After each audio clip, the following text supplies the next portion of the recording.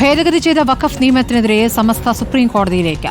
നിയമ ഭേദഗതി സ്റ്റേ ചെയ്യണമെന്നാവശ്യപ്പെട്ട് റിട്ട് ഹർജി ഫയൽ ചെയ്തു കഴിഞ്ഞു. നിയമത്തിനെതിരെ പ്രതിഷേധം കടുപ്പിക്കുകയാണ് മുസ്ലിം സംഘടനകൾ. VS രഞ്ജിത്ത് വിവരങ്ങളുമായി. രഞ്ജിത്ത്, ഇപ്പോൾ മുസ്ലിം വ്യക്തി നിയമ ബോർഡും തെരുവിലേക്ക് ഇറങ്ങുമെന്നുള്ള കാര്യം വ്യക്തമാക്കിയിട്ടുണ്ട്. ഇപ്പോൾ സമസ്ത സുപ്രീം കോടതിയിൽ നൽകിയിരിക്കുന്ന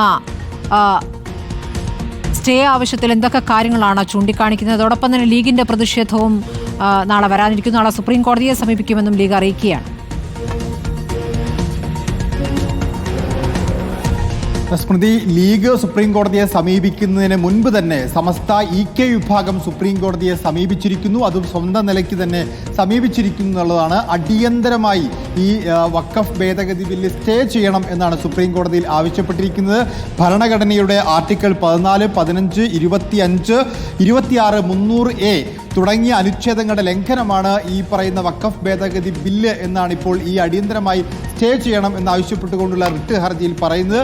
അനുച്ഛേദം 26 പ്രകാരം ഓരോ മതങ്ങൾക്കും അവരുടെ മതസ്ഥാപനങ്ങൾ നടത്താനുള്ള അവകാശമുണ്ട്. ആ മതസ്ഥാപനങ്ങൾ നടത്താനുള്ള അവകാശങ്ങളുടെ ലംഘനമാണ് നടന്നിട്ടുള്ളത്. അതുപോലെ തന്നെ ഈ വ്യക്തിപരമായിട്ടുള്ള വ്യക്തി നിയമം, മുസ്ലിം വ്യക്തി നിയമം അനുസരിക്കാനുള്ള അവകാശം, അതിന്മേലുള്ള കടന്നുകയറ്റമാണ്. അതുപോലെ ഓരോ മതസ്ഥാപനങ്ങൾക്കും വഖഫ് ബോർഡിനും അതിൻ്റെ അവകാശങ്ങളുണ്ട്. അത് ലംഘിക്കുന്നത് ഫെഡറൽ തത്വങ്ങളുടെ ലംഘനമാണ് എന്നും ഈ റിട്ട് ഹർജിയിൽ സൂചിപ്പിക്കുന്നു.